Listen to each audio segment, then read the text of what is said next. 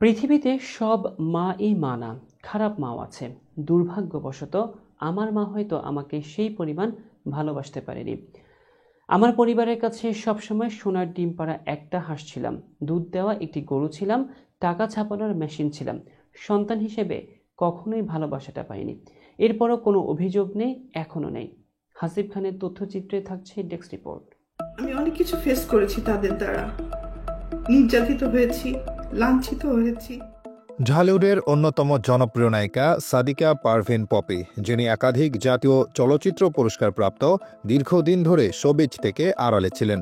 নিজের ব্যক্তিগত জীবন নিয়ে অনেক দিন ধরে কোনো মন্তব্য করেননি তিনি, কিন্তু সম্প্রতি তার বিরুদ্ধে জমি দখলের অভিযোগ উঠেছে এবং এই অভিযোগে পপির বোন ফিরোজা পারভিন থানায় সাধারণ ডায়েরি করেছেন। থানায় দায়ের করা সাধারণ ডায়েরির তথ্যে জানা গেছে, পপির স্বামী আদনান উদ্দিন কামাল, কল্লোল মজুমদার এবং শিপন সহ সোমবার দুপুরে খুলনার সোনারাঙ্গা থানায় হাজির হন। তারা পপির পৈতৃক জমি দখলের চেষ্টা করলে বাধা দেয় পপির বোন ফিরোজা। এক পর্যায়ে পপির বিরুদ্ধে হুমকি দেওয়ার অভিযোগ ওঠে।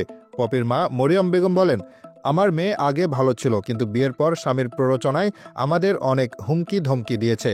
ইতিমধ্যে পপির বাবা জীবিত থাকা অবস্থায় সে নিজের নামে জমি লিখিয়ে নিয়েছে।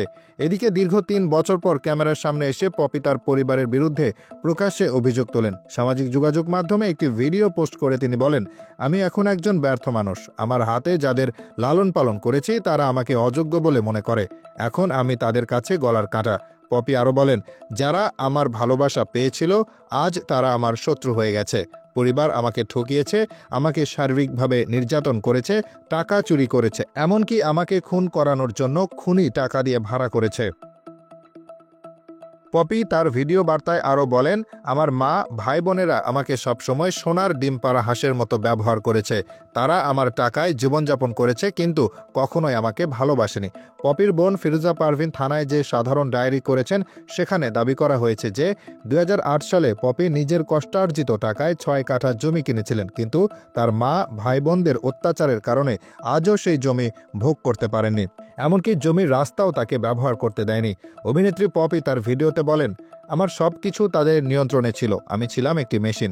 এখন আমি বুঝতে পারছি পৃথিবীতে সব মাই মা নয়, কিছু মা হয়তো আপনাকে ভালোবাসতে পারেন না। 1997 সালে সোহানুর রহমান সোহান পরিচালিত আমার ঘর আমার বেহেশত সিনেমার মাধ্যমে চলচ্চিত্রে পা রাখেন পপি।